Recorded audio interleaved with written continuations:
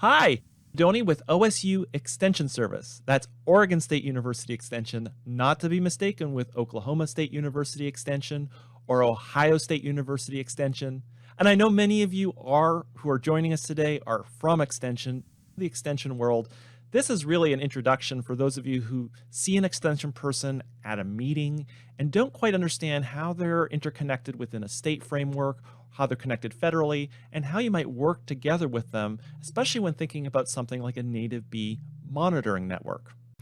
There was a summing up of the experience of Extension in the 1980s. By that time, it was over 70 years old. It was founded in 1914 and was pointed out in this excerpt, this quote from that report.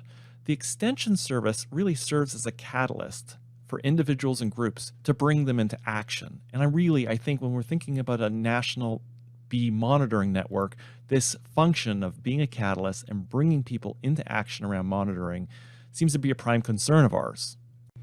Many of you may ask, what's the cooperative dimension of cooperative extension service? It is a formal partnership between the federal government and the state and often involves local partnerships, community organizations, or local government. USDA NIFA provides an annual grants to the states that includes a formula based on population, and the funds targeted to things that are specific to that state. But as I'm going to point out in a minute, these funds are increasingly matched and partnered with local groups within the state. You can see how this partnership shakes out in the following graph. We have on the y-axis the percentage of funds coming to the Cooperative Extension Service from red, which is the federal share, and blue, which is the state and local share. You can see there's been a real dramatic shift since 1914 when the program was started towards state and local government really taking on a bigger role in the funding of cooperative. Cooperative extension comes through the land-grant colleges and universities, of which we have three types, indicated by the red, the star, and the green square on this map. There's the 1862 colleges and universities, such as Oregon State University. The stars on this map are the 1890 or historically black colleges and universities, and then the green squares are the 1994 tribal colleges and universities. Now, those dots on the previous map are a little bit misleading because if you zoom into a state, they actually multiply. So Oregon State University is the land-grant college in Oregon. It has its main campus in Corvallis, but you can see it has a spread right across the state. It includes, you can see in olive green, those are the extension service locations. We have an extension service location with faculty members there in every county of the state, as well as the gray squares, which are our research and extension centers. So those are off campus. There's often researchers, specialists, as well as extension agents located, giving a real kind of regional focus to the land-grant mission, but also the scope of what extension can do in the state. Now, at those off-campus facilities, there's often faculty known as county agents who cover a broad range of areas. Here's an example of three examples of many within the state of Oregon who work with bees all the way from the southwest coast to the border with Idaho in the northeast. Now, none of these faculty will have bees in their job title. Cassie, for example, works with the cranberry industry. Darren, beside her, is a field crop agronomist who works with clover seed production. And Brooke is in the home horticulture program, works with master gardeners. But all of these faculty members nevertheless work with bees. These faculty members may cover one county, two counties, or multiple counties, depending on the population base and the number of clients they have to serve. To assist the work of county-based faculty, Cooperative Extension often employs specialists who cover a narrower range and often have a statewide mandate. Faculty who work with bees often include apiculture extension faculty like my colleague Ramesh Sagili, but also faculty who work in other programs. Real prominent at Oregon State University is Gail Longolato, Oregon State's Master Gardener Coordinator, who you'll hear from later.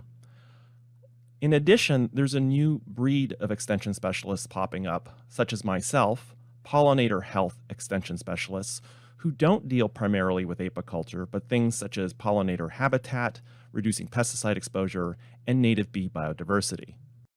Extension also has a vibrant communication wing, and you can often find publications on native and wild bees from the Extension Service, such as this great publication from North Carolina State, but also the one on your right from Oregon State by my colleague Sandy DeBano.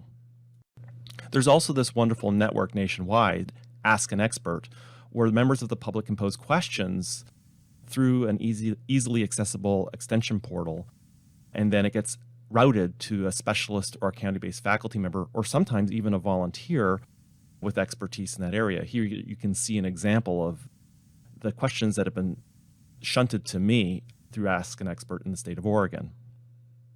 So I hope I've given you the sense that cooperative extension is a broad network with a lot of different tentacles in a lot of different areas. And one place where all those tentacles come together is at the annual conference. So in each state, cooperative extension will host an annual conference, and this is a great way to interact with the many county-based faculty as well as the specialists. If you're interested in native bees or wild bees and getting involved with the extension, a great thing to do is be a speaker perhaps at their annual conference. Here you can see Ohio State University's extension. No doubt one of our speakers today from Ohio State University, Denise Ellsworth, has spoken at the extension conference and been able to rope in a number of county-based faculty in many of the initiatives that she's going to talk about today. Many of those messages and activities are amplified through the extensive extension volunteer programs. These master certificate programs involve volunteers who operate at an exceedingly high level. They're trained often over a span of years on how to do things like gardening or woodland managing. And all of these 5 programs in Oregon provide some level of bee education, not only master gardeners, but also our master woodland managers, 4-H, the Master Naturalist program, but also many of your states will have master beekeeping programs with a lot of volunteers who are really interested in native and wild bees. Just to give you a few examples, here's one from 4-H. This is the Lynn Benton County 4-H entomology group. You can see they've won the state prize at the Ag Fair for their display of Hymenoptera. They've got a wonderful section on bees, and this is a really underlooked resource when we think about something like a native bee monitoring network. Here are people, you can see, youth, who have a lot of skill, a lot of commitment and time, and a real interest to go down the rabbit hole a ways on wild and native bees. Just to reiterate on this unmet potential of volunteers, here is the Josephine County Master Gardener group in Grants Pass. They have an entomology group devoted to preparing and capturing the biodiversity of insects in their county, which is very high biodiversity, especially with bees. And you can see these are volunteers who put in a lot of time and a lot of effort and specialize and provide a lot of service back to their community.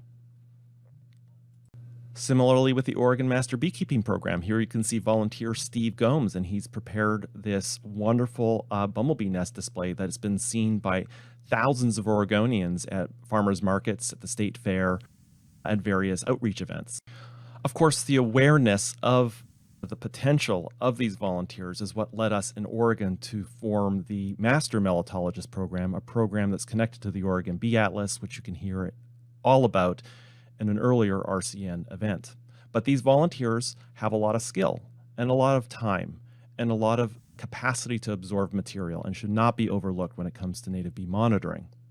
There are even national organizations that bound extension together into their various areas, like the natural resource professionals or the county agricultural agents or 4-H, that are a great avenue to network together extension towards something like a native bee monitoring initiative. Here are 3 tips if you want to work with extension on bee monitoring in your state. The first thing is make extension part of the core team. Bring them in at the planning stage and be really mindful that the way that they're evaluated is different from other faculty members. It's not in the number of peer-reviewed publications often, but in terms of the number of people they engage and impacts. Go to the state annual conference. There's a lot of existing programming out there that you should know about before you try to put up new bee program. So go there, network, don't reinvent things, and find partners in the state. And finally, don't underestimate these volunteer programs. They are a level above most community science. They have statewide reach and they have training infrastructure as well as a big pool of motivated volunteers that I think ought to be really at the center of a lot of more rigorous native bee monitoring programs. Thanks so much.